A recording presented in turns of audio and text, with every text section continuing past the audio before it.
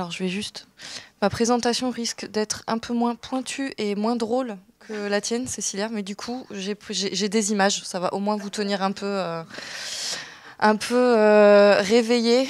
Morgane, elle va vous montrer ce que c'est la vraie recherche en sciences humaines. Alors, oui, un bout de recherche en paysage en tout cas. Donc, mode plein écran, voilà. Merci Morgane. Non, surtout, merci Rémi de m'avoir proposé de faire cette intervention, et merci à Alain et à Cécilia. Alors du coup, désolée pour les étudiants de DEP2, parce que ce que je vais vous présenter ce soir, vous l'avez déjà eu en partie l'année dernière dans un cours que je vous avais fait. Mais on va partir du principe que vous avez tout oublié, en bons étudiants que vous êtes, entre le DEP1 et le DEP2. Donc du coup, je me présente pour ceux qui ne me connaissent pas. Morgane Robert, je suis paysagiste DPLG issue de Bordeaux, comme vous, et doctorante en 4e année au sein du laboratoire Passage, qui est une unité de mix de recherche du CNRS de Bordeaux. Mon collègue Rémi Berkowitz sur le programme de recherche à La Réunion. Et donc voilà, je suis aussi... enseignante à l'ENSAP, donc en botanique, écologie. Voilà, peut-être que je vous aurai l'année prochaine, on ne sait pas encore. Et donc voilà, donc aujourd'hui, en fait, moi, je vais vous parler en fait des processus paysagers, en particulier dus aux espèces exotiques envahissantes à l'île de la Réunion. L'île de la Réunion, qui est mon terrain de recherche en fait depuis 2015 et surtout depuis 2016, pardon, dans le cadre de la thèse que j'ai commencée, qui était financée en contrat doctoral et que j'espère soutenir l'année prochaine. On verra. Voilà. Et donc des recherches doctorales qui sont adossées à 2 programmes de recherche successifs qui ont porté sur les savanes à La Réunion. Un premier ensemble de conventions qui était financé par le Conservatoire du Littoral, et un programme plus costaud sur 3 ans financé par la Fondation de France. Voilà, et qui fait appel en fait, donc là pour le coup, à une équipe interdisciplinaire entre des paysagistes, des historiens, des géographes, des écologues et donc une partie, donc le laboratoire Passage à Bordeaux, le laboratoire PVBMT CIRAD à La Réunion pour la partie écologie, phytosociologie et la Géode à Toulouse. Voilà, donc ça c'est pour brosser un petit peu justement l'ensemble des disciplines avec lesquelles je travaille. Alors du coup, toutes mes recherches, en fait, c'est donc je suis paysagiste, donc mon objet de recherche, en fait, ça reste le paysage. Même si vous allez le voir, en fait, je fais appel à des notions qui vont emprunter justement à la sociologie, mais aussi à l'ethnobotanique, à la botanique, donc à la fois dans les sciences humaines et dans les sciences qu'on appelle dures. Mais en tout cas, mon objet de recherche, ça reste le paysage, et donc je vais vous proposer, en tout cas vous parler très humblement de ce que j'ai fait pour le moment. Alors simplement, je vais reprendre quelques petits chiffres. En fait, mais bon, donc Cécilia a déjà largement parlé en fait des espèces exotiques envahissantes, mais moi je vais vous en parler en fait en contexte insulaire, tropical et vraiment en contexte réunionnais. Donc c'est quelque chose de très spécifique. Donc la question des espèces exotiques envahissantes, on le disait, elle est devenue centrale dans les milieux insulaires, justement pour des questions en fait de fort taux d'endémisme des écosystèmes. Donc l'endémisme, vous en avez tous entendu parler, je ne vais pas revenir dessus. Normalement, c'est des notions que vous maîtrisez déjà. Et il faut savoir, alors peut-être que les chiffres ont changé, donc Alain peut-être pourra compléter, mais il faut savoir que 49 des 100 espèces végétales les plus envahissantes considérées au niveau mondial sont présentes dans les écosystèmes tropicaux insulaires. Donc c'est presque la moitié. Et donc la prolifération des espèces exotiques envahissantes est considérée comme une des causes principales d'érosion de la biodiversité par l'UICN. Voilà. Et alors dans ce cadre-là, en fait, l'archipel des Mascareignes, donc Mascareignes dans l'océan Indien, c'est ce que vous avez, en fait, c'est l'ensemble, enfin, les Mascareignes, en tout cas les îles Mascareignes, c'est l'ensemble, île de la Réunion, île Maurice, île Rodrigue. Et en fait, les Mascareignes avec Madagascar constituent des 35 hotspots de biodiversité, au point chaud de la biodiversité, en fait, qui sont des grands espaces, en fait, géographiquement situés, qu'on considère soit très riches, justement, d'un point de vue de la diversité biologique, ou très en danger. En général, on associe les deux pour parler de hotspots. Et donc, l'île de la Réunion est considérée comme un des hotspots de la biodiversité. Et donc en particulier à La Réunion, la destruction des habitats et la prolifération des espèces exotiques envahissantes constituent une menace en fait pour plus de 250 espèces indigènes ou endémiques, dont certaines en danger critique d'extinction. Voilà. Parce qu'il faut savoir qu'en effet, l'île de la Réunion, C'est une île donc volcanique, donc avec qui en plus est située au cœur de l'océan Indien, donc avec des conditions, on va dire, pédoclimatiques très particulières, donc une variété en tout cas d'écosystèmes, de paysages, de milieux qui est assez incroyable, et donc des milieux très riches avec, je vous disais, un fort taux d'endémisme. Et alors pour information, quelques petits chiffres. Donc la flore vasculaire locale réunionnaise est composée aujourd'hui de 915 espèces indigènes et de 2000 espèces introduites. Donc là-dedans, on va parler de celles qui sont naturalisées, mais aussi de celles qui sont cultivées et qui restent du coup dans les jardins. Et parmi ces 2000 espèces introduites, on en a donc 628 qui sont naturalisées, parmi lesquelles on compte 62 espèces considérées comme envahissantes. Donc ça, c'est les chiffres des observatoires en fait réunionnais pour la biodiversité.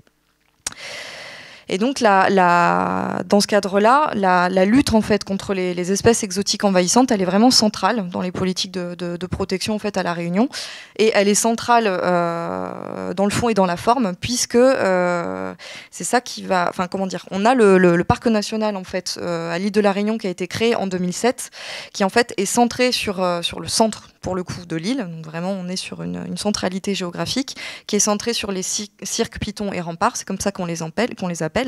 Et donc, la politique de protection en fait à l'île de la Réunion a pour vocation principale de conserver ces écosystèmes en danger et en particulier de conserver les espèces qui les constituent, qui elles-mêmes sont en danger, et ça passe par de la lutte contre la prolifération des espèces exotiques.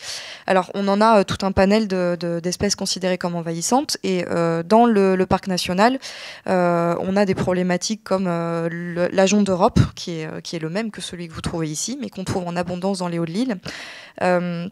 La vigne marronne, qui est une espèce de ronce, mais aussi d'autres comme la liane papillon ou le scinus, le faux poivrier que vous connaissez peut-être moins. Et en fait, ça, ce sont des espèces contre lesquelles on lutte chaque année, et il y a des moyens assez considérables qui sont attribués tous les ans pour lutter contre ces espèces-là. Et ça passe, comme le disait Cécilia tout à l'heure, ça passe par des grands chantiers en fait de coupe, d'arrachage, donc des choses qui sont très coûteuses et qui finalement, en fait, c'est le serpent qui se mord la queue. Finalement, tous les ans, on a les mêmes phénomènes de prolifération qui reviennent parce que ce sont des espèces qui sont très compétitives. Voilà. Et donc, cette lutte contre les espèces exotiques envahissantes, je vous l'ai dit, elle est centrale, elle est vraiment sur les hauts de l'île, mais en fait, elle n'est pas... on s'occupe de la prolifération des espèces exotiques envahissantes, mais uniquement sur le centre de l'île, alors qu'en fait, c'est une problématique qui est globale. Et on a d'autres espaces à l'île de la Réunion qui sont concernés par ces problématiques d'espèces exotiques envahissantes. Et c'est le cas du littoral ouest réunionnais. Donc, c'est celui qu'on étudie dans le cadre du programme de recherche, et c'est aussi mon terrain de thèse. Et en fait, ces bas de l'ouest, donc là, vous voyez une cartographie que, bien sûr, vous n'arrivez pas à lire parce qu'elle est trop petite, mais c'est pas grave. Ça vous permet de situer un petit peu cette côte ouest.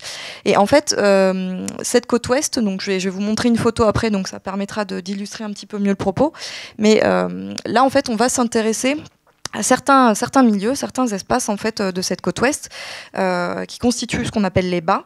Et parmi les bas, on a deux grandes entités en fait qui sont les savanes et les ravines. Donc les savanes, je vous en ai déjà parlé, mais les savanes en fait finalement c'est la même chose que ce que vous imaginez de savane africaine, mais en plus petit et sans les zèbres.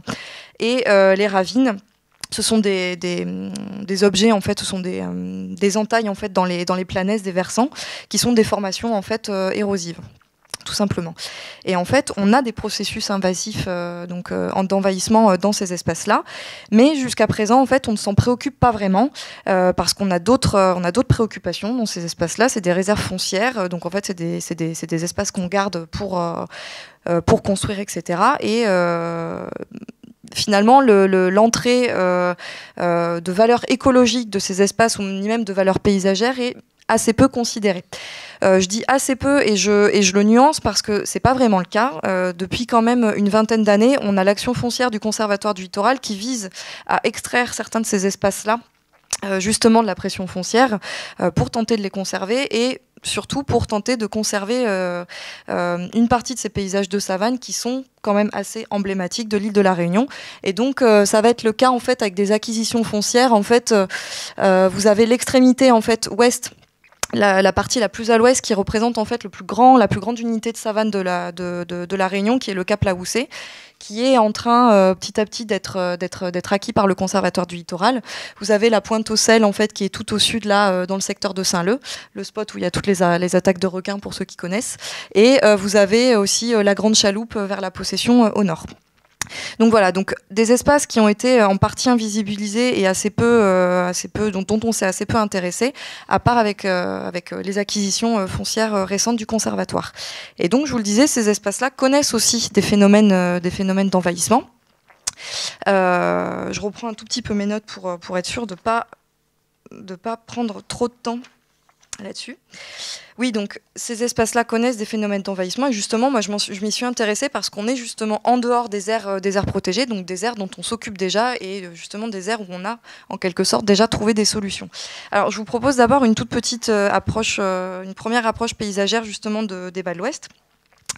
Donc vous avez cette photo qui illustre très bien en fait qu'est-ce que c'est que ces bas, ce qu'on appelle les bas. Et donc la frange littorale ouest, en fait, elle est constituée donc de ces savanes et de ces ravines qui sont en dessous de la ligne des 400-600 mètres d'altitude. Et en fait, cet étage-là, des savanes et ravines, il est enserré. Enfin, les ravines, elles sont, elles vont d'amont en aval sur le versant. Mais moi, je m'occupe vraiment de la partie basse des ravines, celle qui correspond à l'altitude des savanes. Et en fait, cet étage-là, il est vraiment enserré entre la frange littorale urbanisée, qu'on voit très bien ici au bord du lagon, et tout l'étage en fait de la canne à sucre qui est exploité. Là, vous voyez très bien en fait cette construction étagée du versant qui est en fait un héritage d'une construction bien plus ancienne et d'exploitation des ressources qui date en fait de l'époque coloniale. Je mets coloniale entre guillemets parce que à La Réunion, on n'est pas tous d'accord pour dire que c'est une forme de colonisation. Bref, c'est un autre sujet. Mais donc voilà, on voit cette construction étagée du versant avec au sud de la canne à sucre un autre espace habité, urbanisé, les pâturages de haute altitude et ensuite on monte avec la lande de haute altitude et la forêt domaniale. Donc les savanes, les bas de l'Ouest, en fait, ça constitue ce premier étage. Ce premier étage en fait du versant, et c'est un étage qui finalement est très marquant d'un point de vue paysager parce que très marqué par des phénomènes, par la phénologie en fait des plantes qu'on y trouve et qui va du coup énormément changer en fonction des saisons. Là du coup vous avez trois photos qui sont prises exactement au même point de vue, qui montrent les changements saisonniers de la savane en fonction de la période de l'année. Donc les savanes en fait sont soumises à une alternance d'une saison des pluies et d'une saison sèche, mais même au sein de la saison sèche on va avoir des micro-variations en fait phénologiques. On le voit très bien entre les deux dernières photos, entre le mois de juin et le mois de novembre, où finalement les chaumes des graminées n'ont pas du tout la même couleur. Donc on a quand même une qualité paysagère, visuelle, très prégnante. Mais les savanes, ce n'est pas que ça. On n'a pas que l'aspect paysager. C'est aussi en fait des milieux qui sont très riches d'un point de vue biologique, où on va trouver des espèces très spécifiques. On pourra revenir sur ce détail-là un peu plus tard si vous le voulez. Et donc, ces paysages végétaux en fait, des bas de l'Ouest, ils sont aujourd'hui très dynamiques. Donc les savanes qui, historiquement, en fait, étaient des grandes étendues de graminées parce que paysages façonnés par l'homme, ça faut le savoir. Alors on pense qu'on avait quand même une contrainte bioclimatique qui présupposait la création de savanes, on va dire, spontanées, naturelles à La Réunion. Mais en tout cas, ce qu'on sait, c'est que c'est des savanes qui ont été constamment entretenues par les hommes. Par une alternance en fait de brûlage et de pâturage, parce que les savanes à La Réunion ont été pendant longtemps de très grands pâturages. Et donc pendant longtemps, ces savanes sont restées de vastes étendues graminéennes à dominance de graminées. Et en fait, depuis quelques années, depuis une vingtaine d'années, on est sur une dynamique complètement différente et ces savanes changent. C'est ce que vous voyez sur ces deux photos-là, où en fait vous avez une photo qui a été prise en 2006 et une photo du même point de vue prise en 2018. Et en fait, on voit clairement la progression d'un couvert arbustif. Bon, même si c'est pas la même saison, vous arrivez à le distinguer. Vous avez un piquetage très régulier sur la photo d'en dessous. Et en fait, voilà, on assiste en fait actuellement à un... Pardon ? C'était les routes du chantier, voilà. Donc ça, c'est le chantier de la route des Tamarins, qui est une 4 voies en fait, qui a été faite dans les années 2000 justement. Donc les routes de chantier ont disparu pour laisser simplement la 4 voies. Voilà. Et donc on voit quand même que le couvert graminéen en fait dominant a largement changé et a laissé place plutôt à une savane piquetée, arbustive, en l'espace de 12 ans en fait, de plus d'une dizaine d'années. Et donc là, on peut dire qu'on assiste en fait à une forme de basculement de paysager. En fait, on est dans un seuil où en fait on a une forme de fermeture paysagère qui s'observe, et on est en fait dans une dynamique complètement différente. Et on est dans un processus en cours, en tout cas, on est dans le changement en fait, tout simplement. Et alors, on a plusieurs espèces qui sont responsables de ce changement-là, mais on en a quand même une espèce principale, qui est la principale actrice de ce changement-là. Et donc, c'est la plante que vous avez ici, le Leucaena leucocephala ou Leucaena leucocephala, tout dépend de la prononciation, qui est un arbuste de la famille des Fabacées. Donc, les Fabacées, c'est la famille des... C'est là qui s'y attendait pas. Par exemple, très bien. Ou des petits pois, des haricots, etc. Donc le Leucaena leucocephala. Et en fait, c'est elle. Donc à La Réunion, on l'appelle Cassie Mosa, mais elle a encore tout un tas de petits noms. Donc si vous m'entendez dire Cassie ou Mosa, c'est que j'ai décidé d'utiliser le nom créole. Et en fait, c'est elle qui peu à peu en fait se met à former des fourrés quasi monospécifiques. Enfin vraiment, elle a la capacité de pousser tout le monde et de prendre toute la place. Et elle est très inféodée justement à ces espaces de savane et aux ravines en dessous de la ligne des 400-600 mètres. Donc l'ampleur du phénomène et son accélération, puisqu'en fait, quand on regarde les photos justement aériennes, quand on est sur une approche un peu diachronique, on se rend compte que le phénomène, il a pris en fait vraiment son ampleur là dans les 20 dernières années. Et en plus, on est sur quelque chose de très monospécifique, puisqu'on a un agent principal du changement. Et donc moi, je me suis demandé justement pourquoi. En fait, c'est le cœur de ma thèse. Et en fait, pour ça, je me suis dit, comment passer en fait d'une approche purement botanique, c'est-à-dire où je vais m'intéresser à l'écologie de la plante et à son histoire, à une approche ethnobotanique où je vais m'intéresser aux usages et aux représentations qui sont faites de cette plante pour essayer d'expliquer sa recrudescence. Je me suis dit, pourquoi pas tester ça. Donc, du coup, je vais aller très vite sur les aspects un peu théoriques, voire même épistémologiques, parce que c'est pas forcément l'idée. Je vois que tu regardes, ça va, je suis bien. Normalement, c'est bon. Et en fait, parce que en regardant cette plante, donc dans les premières recherches que j'ai faites, je me suis rendu compte qu'elle avait été introduite justement très tôt à l'île de la Réunion, donc en 1820. Et finalement, il s'est passé presque 2 siècles avant qu'elle devienne envahissante. Donc la question, c'est pourquoi ? Il s'est bien passé quelque chose, ou il s'est bien passé une quantité de choses en fait pour en arriver là. Or, en fait, cette décennie, donc les années, donc voilà, on a un processus invasif qui commence en fait dans les années 90-2000, et en fait, ces décennies-là correspondent aussi à La Réunion, aux décennies des grands changements en fait, des grands changements sociaux et des grands changements spatiaux, puisqu'en fait, la départementalisation de La Réunion, ça s'est fait assez tardivement, hein, c'est les années, donc c'est 46, mais il a fallu attendre encore plus longtemps pour que, en tout cas entre guillemets, la modernité fasse vraiment effet à La Réunion. Et jusque dans ces années-là, on était encore sur des modes d'habiter assez traditionnels, et on était encore sur des modèles où on utilisait énormément les plantes. Donc en fait, les années 90 et les années 2000, ce sont des décennies en fait de modernisation d'habitat et des modes de vie. Et en même temps, on est sur les grands projets en fait d'aménagement aussi, donc avec le projet de la route des Tamarins que vous avez vu. On est aussi sur un énorme projet pharaonique qui est un projet de basculement des eaux d'est en ouest, où en fait on a récupéré, parce que je vous en ai pas parlé, mais à La Réunion, on a un phénomène climatique qui fait que, en gros, à l'est de l'île, on a des records en fait en précipitation, où on a plus de 20 mètres d'eau à l'année, quelque part à la plaine des Palmistes. N'habitez pas là-bas, c'est un enfer. Et de l'autre côté, en fait, justement, dans les savanes, on est dans des records en fait d'aridité. Et donc, en fait, il y a eu un grand projet pharaonique d'aménagement qui visait à aller chercher l'eau à l'est et à l'amener par des conduites forcées à l'ouest pour pouvoir irriguer en fait les champs de canne à sucre. Et donc, ce projet-là, où est-ce qu'on l'a fait ? On l'a fait dans les savanes. Voilà, parce qu'on s'est dit, bah là, de toute façon, il n'y a personne, ça emmerde personne. Donc voilà. Donc, on a fait ce projet d'aménagement là-dedans. Donc, en fait, ces bas de l'Ouest, ils ont été marqués en fait par de grands changements spatiaux. Et en même temps, on est aussi dans des décennies en fait de grands changements sociaux, puisqu'on modernise en fait, la société, tout simplement.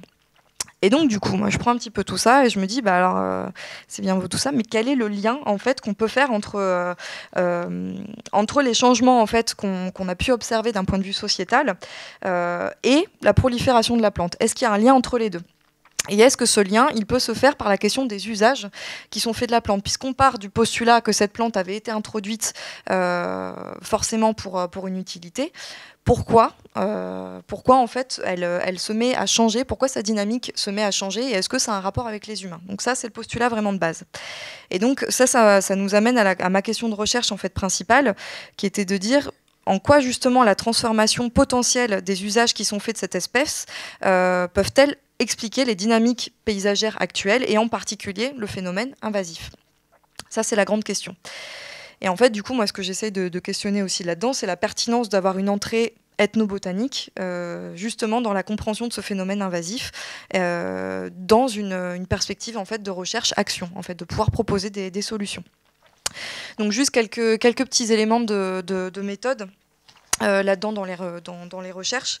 Donc je vous l'ai dit, ma démarche elle est fondée sur une approche du paysage par la plante, par une plante, donc le Leucaena leucocephala, où en fait je vais vraiment m'attaquer à cette plante et tout dérouler à partir d'elle, où en fait la plante est à la fois l'objet étudié, où je vais étudier sa prolifération et son comportement dans le paysage, mais elle va être aussi le moyen de comprendre le changement paysager. Donc en fait, éclairer son histoire, ça permet de comprendre un processus dynamique. Donc c'est une gymnastique à essayer de trouver, mais bon, voilà, on verra quand j'aurai écrit ma thèse si c'est un petit peu plus clair, mais en gros, c'est l'idée. La plante, en fait, c'est à la fois ce que j'essaye de résoudre et le moyen de résoudre.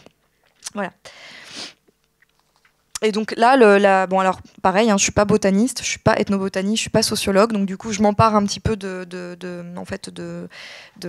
méthodes en fait et de théories que je prends dans d'autres disciplines. Je regarde ça avec mon œil de paysagiste, mais en gros là, l'approche ethnobotanique, je l'appréhende comme une forme d'étude de l'évolution des pratiques d'exploitation de l'espèce en fait en lien avec des transformations économiques, sociales, culturelles du rapport qui est justement entretenu avec cette espèce. Et ça permet d'expliquer un paysage, un processus paysager. Voilà l'idée. Et donc du coup, je couple deux approches, en fait, une approche ethnobotanique et une approche un peu géohistorique. Donc justement, là, je vais vous proposer rapidement des points d'approche en fait géohistoriques des bas de l'Ouest. Donc je vous le disais, les savanes et ravines qui sont en marge, on l'a vu, des espaces cultivés et bâtis. En fait, ce qu'il faut savoir, c'est que c'est des espaces qui ont un statut un peu hérité de commun, c'est-à-dire qu'en fait, c'est des espaces où on allait historiquement prélever en fait des ressources. Prélever des ressources naturelles, en fait, donc de l'eau, beaucoup de bois, des plantes, etc. Et en particulier, parce que dans les bas de l'Ouest, jusqu'à très tard, mais justement jusque dans les années 90-2000, on habitait encore ces espaces-là sur un modèle case-cour. Donc la case, c'est la maison et la cour, c'est le jardin. Où en fait, dans la cour, on élevait tout un tas d'animaux en fait pour la consommation personnelle. Et donc, soit on lâchait directement les animaux dans les savanes et les ravines, où du coup, ces espaces-là devenaient en fait un prolongement de la cour. Soit on gardait les animaux au parc, dans cette cour-là, et on allait chercher la ressource fourragère directement dans les savanes et les ravines. Donc dans tous les cas, on voit qu'on était sur des formes en fait spontanées d'exploitation des ressources végétales.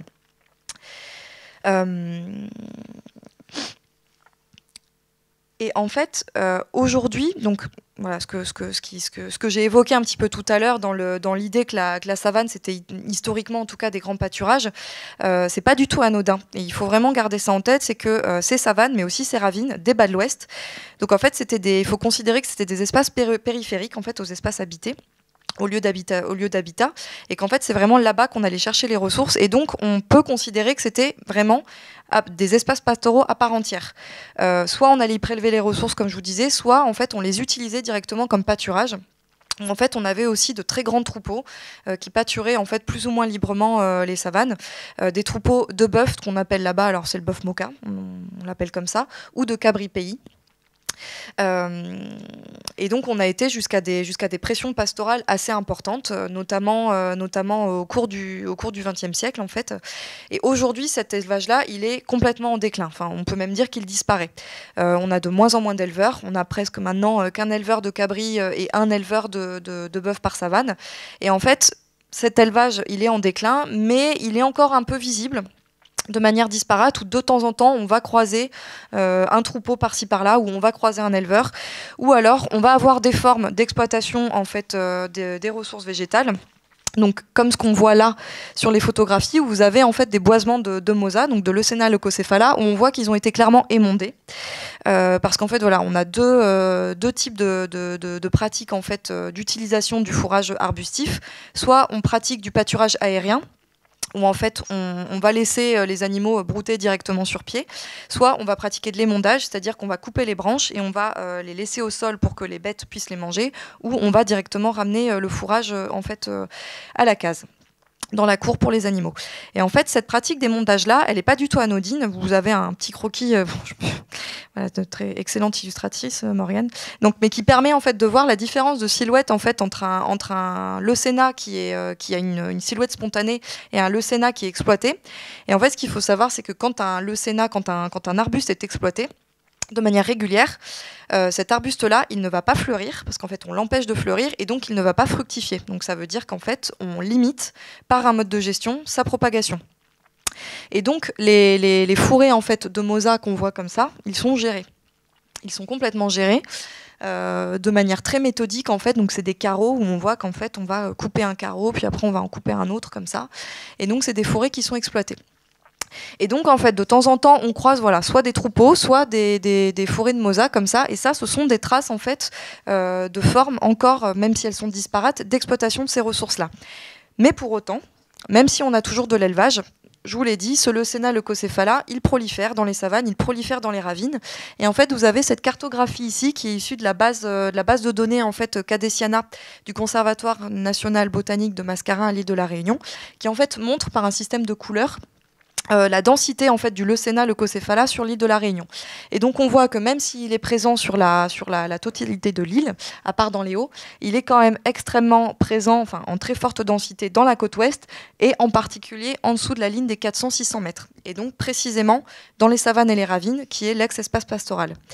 Or, on sait que cette espèce-là a été introduite en 1820 à La Réunion pour ses propriétés fourragères et que donc elle a été massivement et elle est encore aujourd'hui exploitée pour ses propriétés fourragères. Et donc, si cette espèce est massivement présente aujourd'hui dans les savanes, c'est parce qu'elle bénéficie en fait directement du déclin du pâturage. Donc ça, c'est une hypothèse qu'on peut faire et qu'on peut facilement confirmer en fait. Et donc on peut la considérer comme un marqueur en fait de l'ex-espace pastoral. Donc en fait l'hypothèse qu'on peut faire là-dessus, c'est qu'en fait la variation du coup récente des modes d'exploitation du Leucena, donc l'abondant et le délaissement, mais aussi du coup le changement qu'on a d'appréhension de ces espaces-là, où avant on les voyait comme des espaces vraiment de ressources naturelles, et finalement maintenant c'est un peu le cas. En fait, cette variation récente des modes d'exploitation du Leucena sont en lien direct avec ces dynamiques actuelles de prolifération, qui en fait sont exponentielles aujourd'hui parce que c'est une espèce qui est très compétitive. Là, je vous ai mis encore une fois 2 photos où on voit en fait l'extension en fait du Leucena, où tout ce que vous avez au premier plan sur la photo du dessous qui est prise à la pointe au sel, c'est un fourré en fait monospécifique de Leucena. Et en haut, pareil, vous avez la ravine des 3 bassins où en fait on voit dans la ravine et aussi sur le front de coulée de la Planaise en fait ces grandes formations de Leucena leucocéphala. Et donc du coup, pour essayer de confirmer cette hypothèse, ce que moi j'essaye de faire, c'est de reconstituer la trajectoire, ce que j'ai appelé la trajectoire paysagère de la plante, et donc que j'ai appelé donc de manière, en tout cas c'est une ébauche. Mais donc on en reparlera encore une fois quand j'aurai soutenu ma thèse, peut-être un jour. Mais ce que j'appelle moi la trajectoire paysagère en fait de la plante, c'est l'ensemble des positions successivement tenues par cette plante au cours du temps et au sein du paysage, donc présence et abondance, mais également vis-à-vis des sociétés avec lesquelles se construisent des interactions, usages et statuts. Donc c'est ça que j'appelle la trajectoire paysagère. Et du coup, moi, ce que j'essaye de faire, c'est reconstituer cette trajectoire paysagère pour montrer que l'actuelle prolifération du Leucena est due, en fait, à une évolution des pratiques et des usages qu'on en fait, mais aussi du statut qu'on en a. C'est ce que j'essaye de faire. Voilà. Alors pour y arriver, j'ai eu une méthodo assez simple en fait, assez simple, que j'ai empruntée pour le coup aux sciences sociales, puisque j'ai mené en fait tout un tas d'enquêtes. Alors une partie d'enquête par entretien semi-directif avec des gens que j'ai rencontrés en fait dans les savanes et dans les ravines, mais aussi une partie en fait d'enquête directement auprès des derniers éleveurs de la côte ouest, donc que j'ai pu rencontrer dans les savanes et les ravines, des entretiens qui ont été filmés, photographiés, etc., et qui étaient sous la forme de parcours commentés, où en fait j'ai passé du temps avec ces éleveurs à leur courir après dans les savanes, donc à passer par des moments assez cocasses. passer dans des fourrés d'épineux, etc. Mais bon, bref, il fallait ça en fait pour comprendre vraiment la manière dont ils appréhendent ces espaces de savane et aussi la manière dont ils appréhendent les ressources végétales. Donc voilà, donc tout un corpus constitué à partir de ça. Ça me permet en fait de générer ces matériaux de base qui permet justement de dire, ben voilà les usages qui sont faits de la plante et voilà comment on la voit, voilà comment on la considère, à la fois pour ces éleveurs, mais aussi pour les habitants de la côte ouest. Et à côté de ça, j'ai étudié aussi, vous en avez vu quelques exemples, j'ai fait des photos comparaisons, pour avoir une analyse diachronique en fait des paysages et pour pouvoir justement visuellement appréhender les changements paysagers. Et alors donc ce que je vais vous proposer pour finir en fait cette présentation, c'est quelques jalons en fait de cette trajectoire paysagère du Leucena leucocephala, ou en tout cas les premiers éléments que j'ai pu poser. Donc je vous le disais, en fait cette espèce elle a été introduite à La Réunion en 1820. Alors 1820 c'est la date la plus ancienne que j'ai trouvée. Il en est fait mention dans plusieurs ouvrages, mais la première mention elle est faite dans l'inventaire en fait du jardin d'acclimatation de Saint-Denis à l'île de La Réunion en 1820. Donc à cette époque, elle s'appelait pas le Leucena leucocephala, mais elle s'appelait Leucena glauca, je crois. Bon, elle a changé plusieurs fois de nom, ce qui rend en fait l'identification un peu hasardeuse. Mais j'ai réussi à la trouver, et donc elle a été importée en fait originaire d'Amérique centrale à la base, mais elle a été vraiment importée, et ça c'est dit parce que c'est une plante fourragère de très bonne qualité. Alors c'est une plante fourragère de bonne qualité, mais elle contient de la mimosine, qui est un alcaloïde en fait qui reste quand même un petit peu toxique pour la plupart des animaux. Mais on ne sait pas pourquoi. Les cabris et les bœufs moka des savanes en fait sont résistants à la mimosine. Elles passent pour faire tomber le poil, mais en fait c'est pas le cas pour ces animaux-là. Bref, donc les premières descriptions qui sont faites de la plante sont très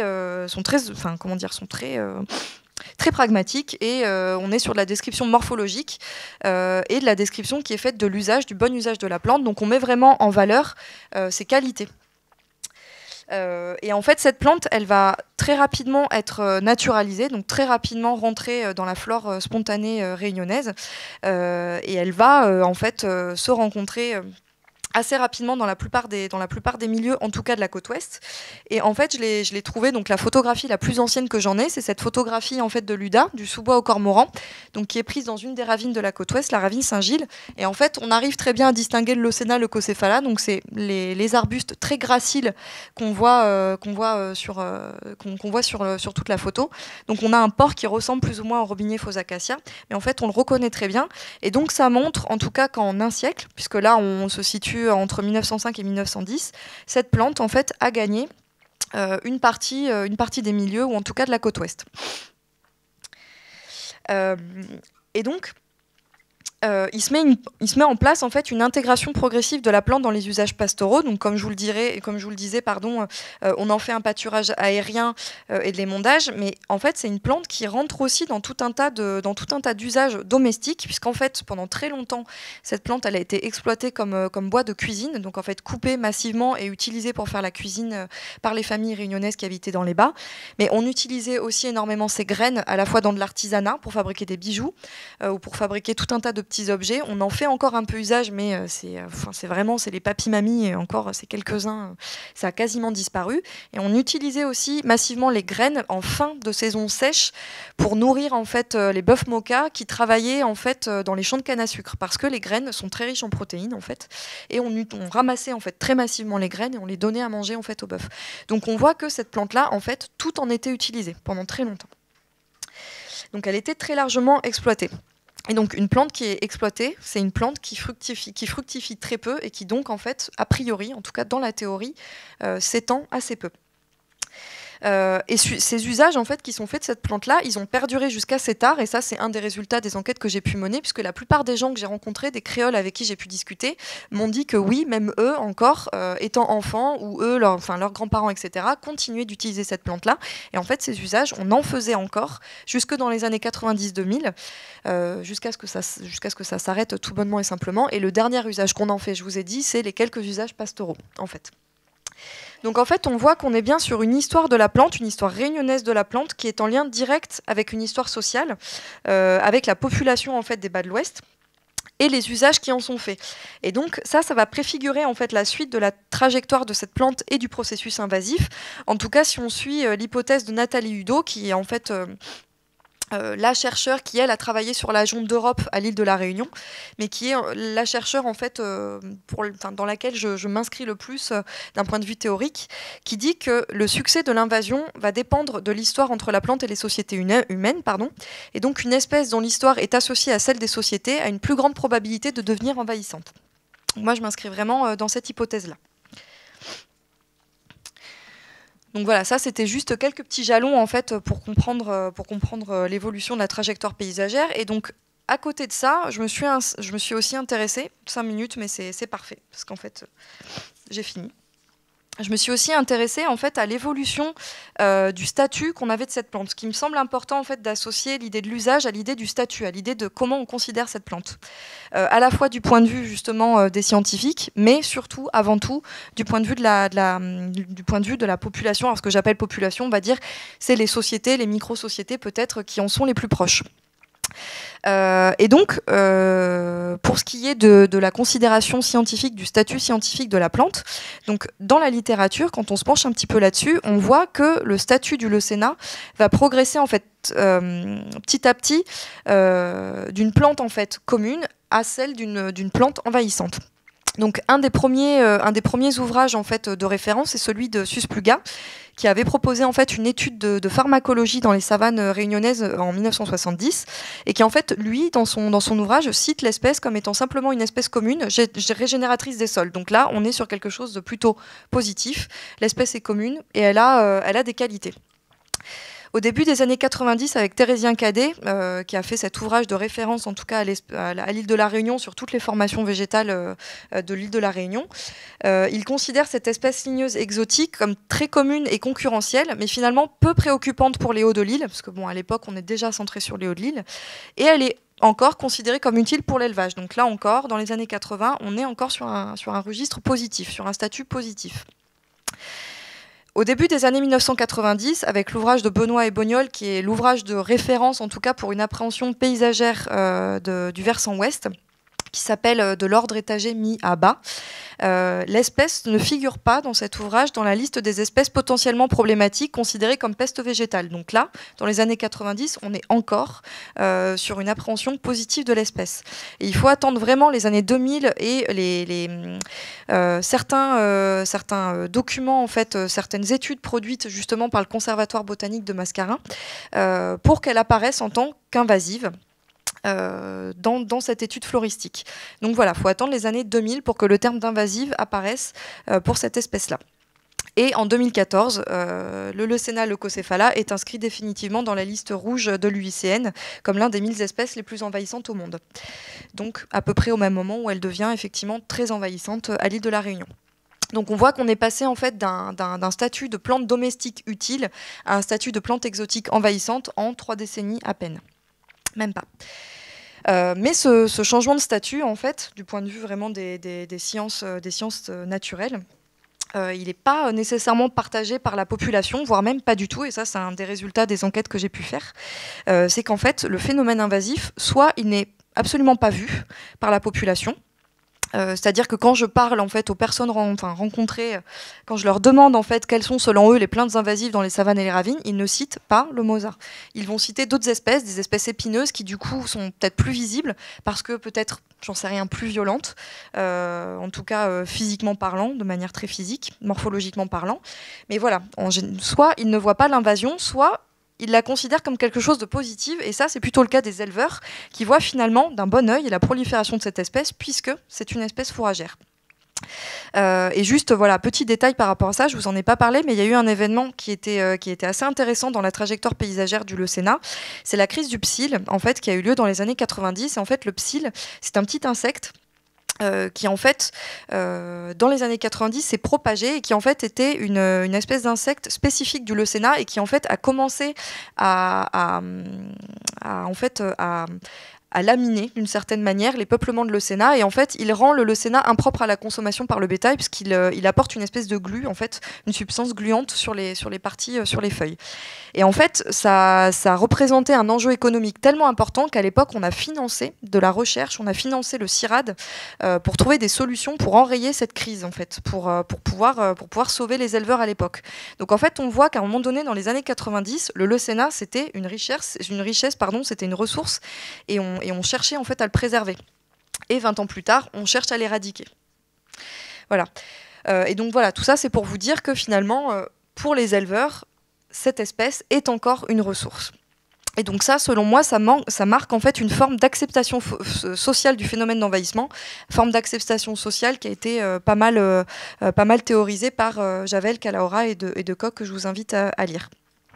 Donc voilà, donc pour conclure, et comme ça on sera a priori dans les temps, donc très simplement, et en tout cas très humblement, si je peux apporter ma petite pierre à l'édifice par cette étude de cas, ce que j'essaye d'apporter par ces recherches-là, donc dans la lignée des travaux de Nathalie Udo sur l'agent d'Europe, c'est qu'en fait cette approche ethnobotanique des processus paysagers, en tout cas des dynamiques d'envahissement, elle permet en fait une nouvelle lecture de ces processus-là, mais au prisme vraiment des interactions entre les hommes et les plantes. Et voilà, c'est vraiment l'idée d'associer les usages à la prolifération de la plante. Et donc avec cette idée, en fait, cette proposition théorique qui vise à proposer la reconstitution d'une trajectoire paysagère d'une espèce qui couplerait les histoires botaniques aux histoires anthropiques. Et en fait, voilà, d'un point de vue peut-être épistémologique, j'essaye d'apporter 2-3 éléments de réflexion en plus en tout cas sur la définition même de l'invasion. Et surtout, moi, ma finalité quand même première, c'est de proposer en fait des outils de gestion. En fait, donc comme on disait tout à l'heure avec Alain, finalement ces solutions, elles sont pas, on n'invente rien, on n'invente pas l'eau chaude, on reprend des choses en fait dont on parle depuis très longtemps, mais en fait l'idée tout l'enjeu en fait c'est d'arriver à faire passer ça du côté des gestionnaires et à dire oui en fait les solutions elles sont simples et on les a. Les solutions en fait c'est de reproposer en fait un usage de cette plante, de reproposer une exploitation de cette plante et en fait de pouvoir la revaloriser économiquement, de pouvoir la revaloriser en fait socialement, et donc voilà, tout l'enjeu, il est là. Et c'est cette articulation en fait, là, entre la recherche et l'action. Donc, rendez-vous dans un an, peut-être quand j'aurai soutenu, et rendez-vous dans, je sais pas, dans 20 ans, pour voir ce qu'il est advenu du Leucéna à l'île de la Réunion. Voilà. Merci à tous.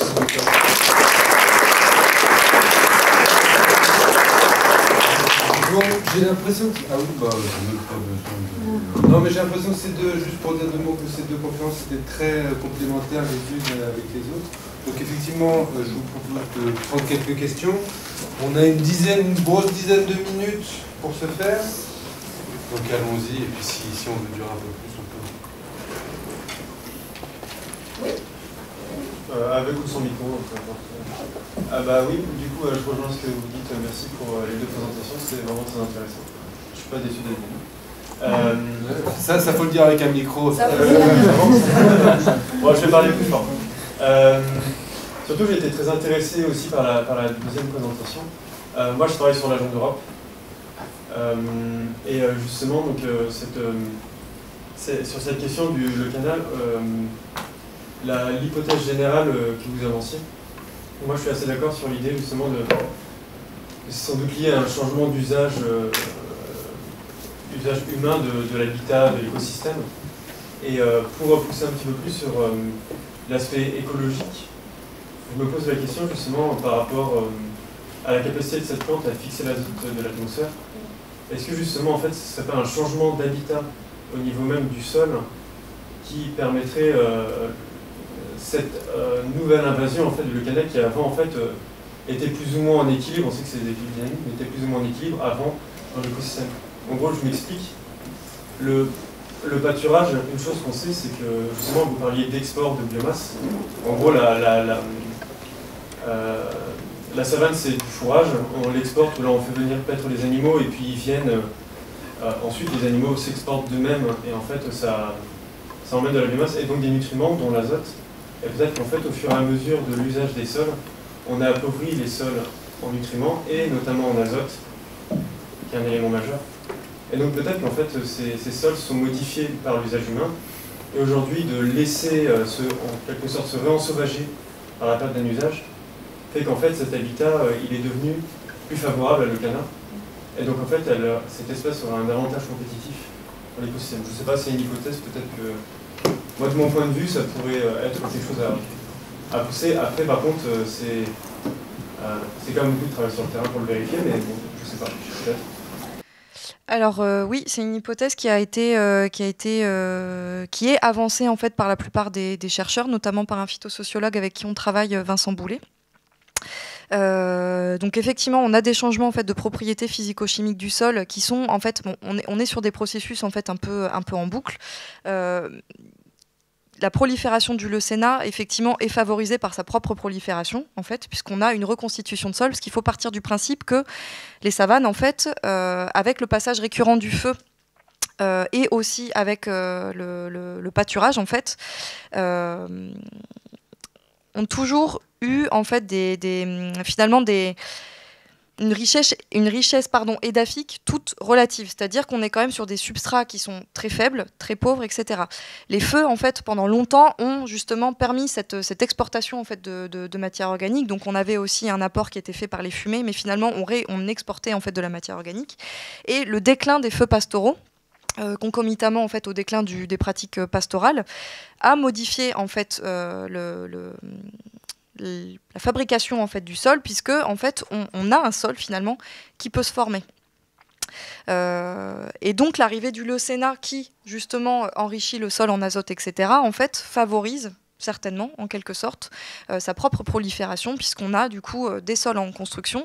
Mais après, le leucénat aussi, ce qu'on sait, c'est qu'il pratique a priori un peu de télétoxie, donc en fait, il extrait des substances a priori au niveau des racines, qui font qu'il est capable quand même de supprimer les autres espèces autour de lui.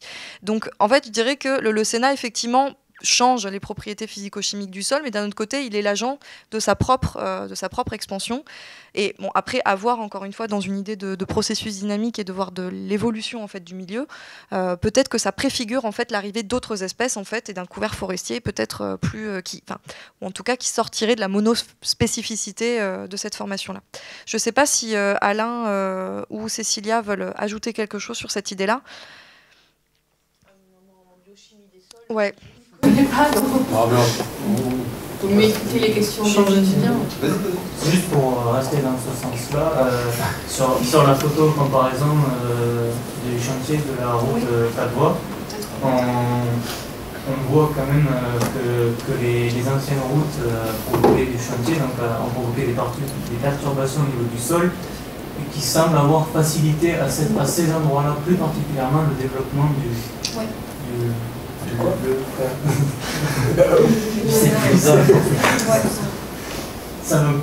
étant pionnier, j'imagine, ça peut faciliter son arrivée sur le lieu et ensuite il s'est clairement assumé.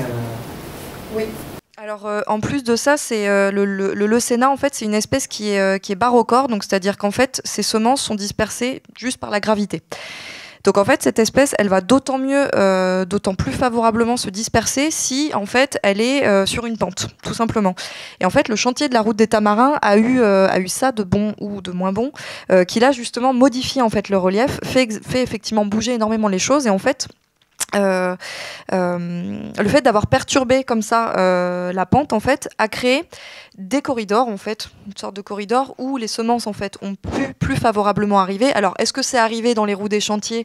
Beaucoup disent à La Réunion qu'ils ont fait extrêmement attention de vérifier, qu'on était déjà vigilant à l'époque sur le transport en fait des graines, etc. Mais bon, en tout cas. Les routes de chantier constituent en fait des corridors favorables à la propagation des graines. Et en fait, du coup, vu qu'on amène ces graines sur des espaces perturbés et que c'est une espèce effectivement pionnière, et qu'on est en plus sur des pentes, en fait, toutes les conditions sont réunies pour que le leucénat en fait prolifère facilement. Et en plus de ça, la route des Tamarins a eu cet effet en fait de bouleversement spatial qu'elle a morcelé en fait les savanes. Et qu'en fait, ça a apporté de la difficulté en fait aux troupeaux et aux éleveurs pour accéder aux différentes zones de pâturage et donc pour empêcher en fait le broutage. Donc en fait, on voit finalement qu'on n'est pas... en fait, on a tout un tas de paramètres qui rentrent là-dedans. On est beaucoup sur beaucoup d'hypothèses pour beaucoup de choses, mais en fait, on pressent qu'il y a quand même énormément de choses interconnectées, quoi. Mais c'est vrai que le chantier de la route, en fait, a énormément contribué à la prolifération de l'espèce. Moi, c'est une réflexion par rapport à l'humain qui essaye de contrôler la nature. Parce qu'à la Réunion, si vous pensez aussi au filard, le filard, c'est une espèce qui a été fait, c'était mis exprès pour lutter contre l'érosion. Et maintenant, aujourd'hui, ça devient une espèce envahissante. Parce que parfois, l'humain qui essaye de résoudre à sa manière, ça ne devient pas quelqu'un qui prolifère cette espèce envahissante. Aussi par rapport à la remarque d'avant, de dire, bon, maintenant, comme il y a un changement climatique, on va mettre des espèces qu'on croit qu'ils vont s'acclimater. Est-ce qu'on ne va pas, ces côtés incertitude, et on ne sait pas pourquoi on va là, on va mettre des espèces qui normalement vont s'acclimater, on ne va pas créer des autres problèmes, parce qu'on croit qu'ici ils vont marcher. C'est la réflexion de dire, on essaie de contrôler certaines choses pour essayer de lutter contre l'érosion, les changements climatiques, et peut-être parfois c'est pas, on ne sait pas. Donc toujours se poser la question de on ne sait pas si on a raison. Là il faut la parole de l'écologue parce qu'il y a plein d'exemples. On ne saura jamais si on a raison. Hein, ça, c'est un des éléments. Moi, je continue à travailler, je suis en retraite, mais je continue à travailler avec un groupe sur ces questions de gestion. Donc, le point de vue, essayer de développer de la gestion. Hein. Par exemple, le coût du langage que tu vas commencer à parler d'invasion, etc. Ça fait à peu près 15 ans que chaque fois que je lis un texte et qu'on me demande de le corriger, le mot lutte, il disparaît. Je mets gestion, parce qu'on n'est pas dans la guerre, on n'est pas dans une guerre contre ces espèces. Elles sont avec nous sur la planète. J'ai dit tout à l'heure, on est responsable de leur présence. Et par contre, ce qu'on a entendu, ce que nous a présenté Cécilia et Morgane, c'est aussi l'évolution de la recherche, de la compréhension. Moi, je suis plus vieux que vous, hein, mais en une quarantaine d'années, j'ai pu constater qu'il y avait une acquisition d'informations énorme sur l'écologie des espèces, des communautés, des écosystèmes. On est capable de mieux agir qu'on l'était il y a 40 ans. Hein. Je peux parler que de ce que je connais. Hein. Et c'est ce qui me paraît important. Et l'idée, c'est bien de réfléchir. J'ai parlé de responsabilité au début exprès. Hein. On est responsable, l'espèce, pas toi ni moi individuellement, mais qu'on l'est collectivement. Et je pense qu'il faut qu'on réfléchisse en termes de gestionnaire. Et une des bagarres que j'ai régulièrement depuis quelques temps, c'est de dire attention, pour me disputer avec des naturalistes qui, eux, parlent de conservation de la nature, je pense qu'il faut avoir un seul regard. On est, je crois que ça a été dit tout à l'heure, on est les jardiniers de la biosphère, qu'on le veuille ou non. Alors, on est de très mauvais jardiniers, ça, on peut en discuter à l'infini. Par contre, il faut qu'on réfléchisse, je pense qu'il faut maintenant qu'on commence à réfléchir de cette façon-là. Toutes les espèces pour lesquelles on commence à avoir de l'écologie en quantité suffisante pour commencer à comprendre comment elles fonctionnent, quelles sont les relations qu'elles ont avec d'autres espèces dans la communauté ou avec la faune, pour ce qui est des plantes, etc. Il faut qu'on applique ça dans les pratiques. Le changement climatique, ça crée un désordre auquel on imaginait, qu'on ne pensait pas. Hein. L'histoire du climax, l'équilibre de la nature, c'était facile. Ça permettait de réfléchir en se disant c'est stable, ça ne bouge pas. Sauf que tout bouge. Hein. Il n'y a pas d'équilibre, ça n'existe pas. On est en fait devant un système qui s'auto-équilibre de façon permanente. Donc il n'y a pas d'équilibre, ça n'existe pas. Et dans les débats aussi que j'ai depuis quelques temps avec certains des interlocuteurs, c'est les analyses qu'on fait en termes d'écosystémique, hein, de services écosystémiques, c'est-à-dire le rôle, les rôles positifs que jouent les espèces vis-à-vis de notre espèce à nous. Hein. Et en fait, il y a des débats sur les espèces exotiques. Des fois, elles sont utiles. Mais en fait, c'est lié simplement au fait que chaque fois qu'il y a un trou dans le fonctionnement d'un écosystème, il y a des espèces qui arrivent, soit transportées par l'homme, soit naturellement. J'ai quelques exemples d'algues marines qui s'installent dans des endroits, dans des zones de littoral qui ont été détruites par les activités humaines. Et les algues qui arrivent, c'est des algues exotiques pour le site. Elles jouent les rôles écosystémiques que jouaient les algues indigènes auparavant. Donc ce n'est pas une histoire de... Le fait qu'elles ne soient pas d'origine là, ce n'est pas ça le problème, quoi. Et juste encore un détail. À propos de statut, tu parlais de statut. Il y a aussi un statut dont tu n'as pas parlé, c'est le statut réglementaire, ce ce que les hommes décident de faire à un moment donné. Et ça aussi, c'est à la fois une nécessité pour organiser une partie de la gestion, mais c'est aussi quelque chose qu'il faut manier avec prudence. Parce que ce qui est aujourd'hui considéré comme exotique, envahissant, parce qu'on est capable de définir une dynamique, par exemple, de voir quelle superficie est gagnée tous les ans par telle plante, ou bien la superficie qu'une population animale va couvrir d'année en année, peut-être que dans 10 ou 15 ans, ça ne sera plus la même situation, à cause du changement climatique en particulier, à cause des impacts humains globaux. Ça veut dire que ce statut qu'on aura défini aujourd'hui, dans 15 ans, il faudra peut-être le revoir complètement. Donc ça veut dire qu'il faut rester vigilant sur cet ensemble de choses. Et c'est en cela que je parlais de devenir gestionnaire, c'est-à-dire qu'il faut qu'on soit vigilant, il faudrait que l'espèce humaine dans son ensemble, au moins le monde de la recherche, soit vigilant justement sur l'absence de stabilité, sur les évolutions permanentes, et puis aussi sur les objectifs qu'on poursuit. Et en cela, on rejoint les questions de sociologie, quoi. Je voulais terminer à propos d'interdisciplinarité. La première fois que j'ai rencontré Cécilia, ça remonte, oui. Non, mais c'est pas grave, ça fait au moins une vingtaine d'années. Et en fait, elle avait proposé dans le cadre du programme Avabio, qui était un programme de recherche qui réunissait pas mal de personnes, de faire un séminaire sur les sciences humaines et sociales. Et moi, qui travaillais déjà à l'époque avec des collectivités qui posaient des questions de gestion, c'est-à-dire, j'ai telle espèce, qu'est-ce que je peux faire pour m'en débarrasser? Eh ben, j'ai été assisté. Et je crois qu'il y avait 16 ou 17 personnes. Et on s'est retrouvé à 2 biologistes, 2 écologistes, et puis 16 bizarres sociologues, etc. Et donc, il y a eu un tour de table. Et ce qui m'a fait penser, c'est ce que tu as dit tout à l'heure à propos des sciences dures. Donc, on avait... et puis, le tour de table a fait que les 2 écologistes, les 2 écologues dont je faisais partie, se sont retrouvés à la fin. Et moi, je me suis permis, après avoir écouté tous les sociologues, de leur dire, mais vous savez, je suis vachement content d'être là, parce que pour une fois, c'est moi, l'écologue, qui suis traité de teneur des sciences dures, alors que quand je suis avec des chimistes et des physiciens, je suis vraiment le rigolo de service. Et en fait, on est devant cette relativité-là et les besoins qu'on a que les disciplines travaillent ensemble. Et pour terminer sur tu as parlé de duo que je faisais avec Marie-Jo Menozzi. On a passé 1 an et demi, j'ai travaillé avec une ethnobotaniste sur une histoire de plantes aquatiques envahissantes. On a passé 1 an et demi à se disputer parce qu'on ne comprenait pas, l'un ne comprenait pas l'autre.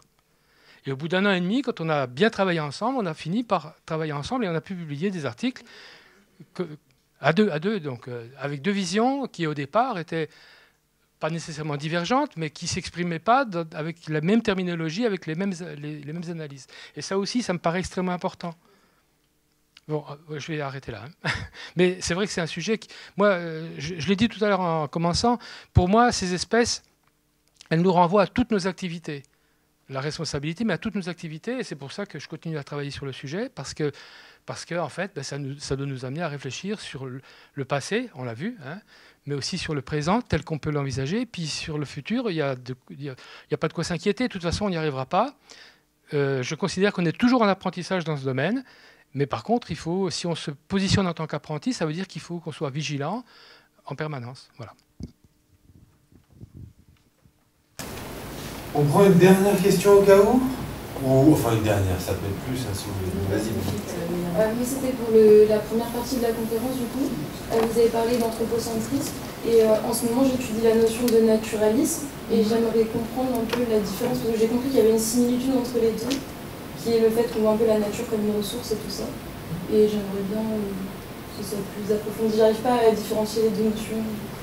En fait, le mot anthropocentrisme est plus générique. Ça réunit toutes les visions du monde qui considèrent que l'être humain est au centre et que la nature est à son service. Et après, cette vision-là peut être déclinée différent selon les époques et selon les cultures. Je pense que c'est juste ça.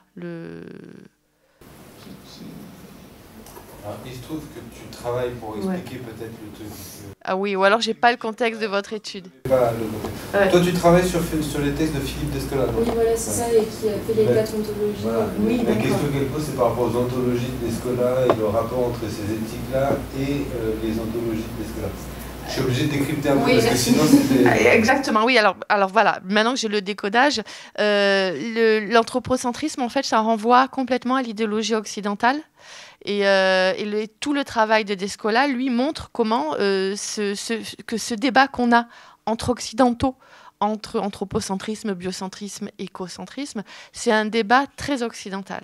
Et que beaucoup d'autres cultures ne sont pas du tout dans cette lecture-là du monde, en fait. Donc, en fait, toutes les autres typologies de Descola, c'est pour rappeler qu'il y en a d'autres qui sont ni anthropocentrisme, ni écocentrés, ni biocentrés, qui sont ensuite toutes les déclinaisons qui proposent du naturalisme, etc., etc. C'est voilà, c'est dans ce sens-là.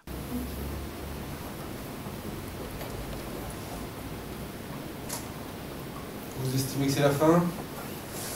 Bien, si vous l'estimez, c'est que vous avez raison. Merci beaucoup.